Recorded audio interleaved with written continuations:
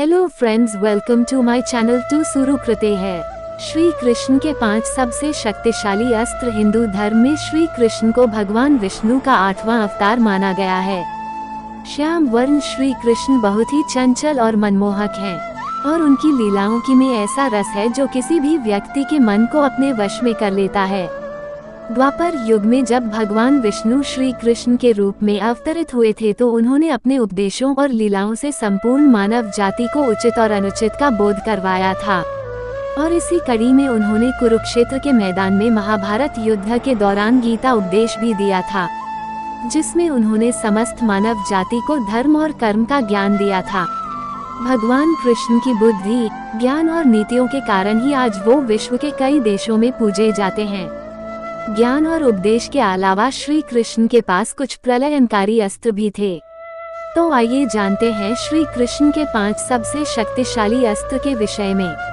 नारायणास्त्र। ऐसा माना जाता है कि यदि नारायणास्त्र का एक बार प्रयोग कर दिया जाए तो संपूर्ण सृष्टि में कोई भी शक्ति इसे रोकने में सक्षम नहीं थी। शत्रु यदि कहीं छुप भी जाए तो भी यह अस्त्र उसे ढूंढकर उसका वध कर देता था। इस अस्त्र को केवल उसके सामने खुद को समर्पण करके ही रोका जा सकता था। इसका निर्माण सतयुग में स्वयं भगवान नारायण द्वारा किया गया था। महाभारत काल में इस अस्त्र का ज्ञान भगवान विष्णु के रूप भगवान कृष्ण, गुरु द्रोणाचार्य और उनके पुत्र अश्वत्थामा को था। महाभारत युद्ध के दौरान जब अश्वत्थामा ने अपने पिता की मृत्यु के पश्चात पांडवों की अक्षौहिणी सेना को नष्ट कर दिया था, तब भगवान कृष्ण ने सबको समर्पण करने के लिए कहा, अन्यथा पांडव सेना का विनाश निश्चित था।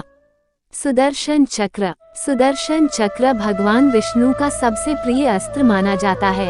ये चक्र 12 अरों, 2 युगों और 6 नाभियों से युक्त था। यह अत्यंत गतिशील और बड़े से बड़े अस्त्रों का नाश करने वाला था। ऐसा माना जाता है कि इसके अरों में देवता, सभी राशियां, अग्नि, ऋतुएं, सोम, वरुण, मित्र, इंद्र, प्रजापति, हनुमान, तप, धन्वंतरी और चैत्र माह से फाल्गुन माह तक सभी 12 मास प्रतिष्ठित थे।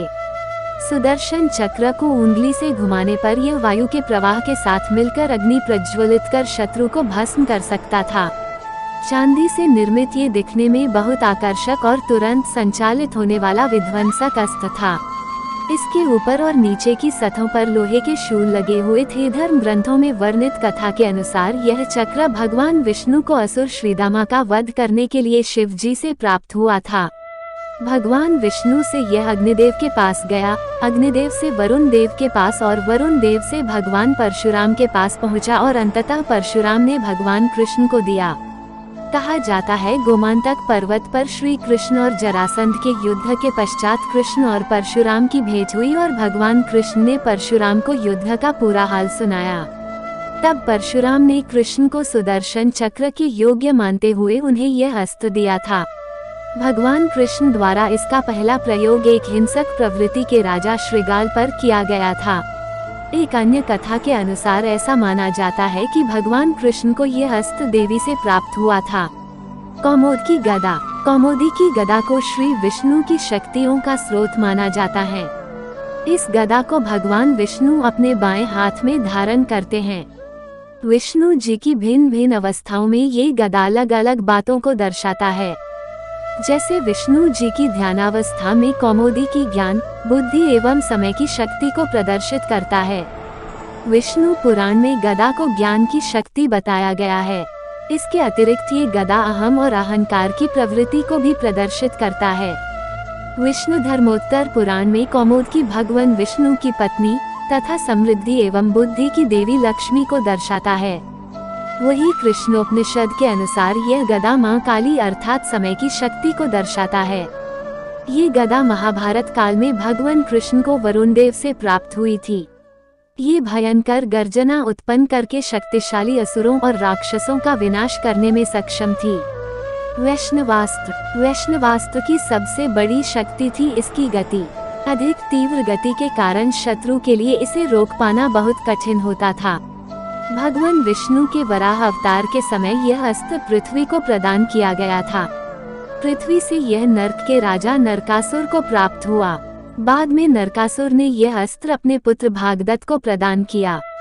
भागदत्त प्रागज्योतिषपुर का राजा था। महाभारत के द्रोण पर्व में उल्लेखनीय है कि राजा भागदत्त और अर्जुन के मध्य चल रहे युद्ध के समय जब अर्जुन के बाणों से भागदत्त पूरी तरह घायल हो गया तब क्रोधित होकर उसने वैष्णवास्त्र का प्रयोग अर्जुन पर किया। इसे कैसे रोका जाए इसका ज्ञान अर्जुन को नहीं था। तब भगवान कृष्ण ने बीच में आकर इसे अपनी छाती पर ले लिया और यह अस्त्र उनके गले में वैजयंती माला के रूप में सुसज्जित हो गया। क्योंकि भगवान कृष्ण स्वयं ही इसके निर्माता थे इसलिए यह उन्हें हानि नहीं पहुंचा सकता था।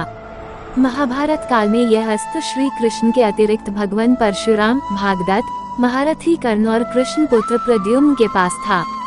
इस अस्त्र को संचालित करने के पश्चात ये पहले आकाश की ओर बहुत ऊंचाई तक जाता था और बिजली की गति से नीचे आकर शत्रु पर प्रहार करता था।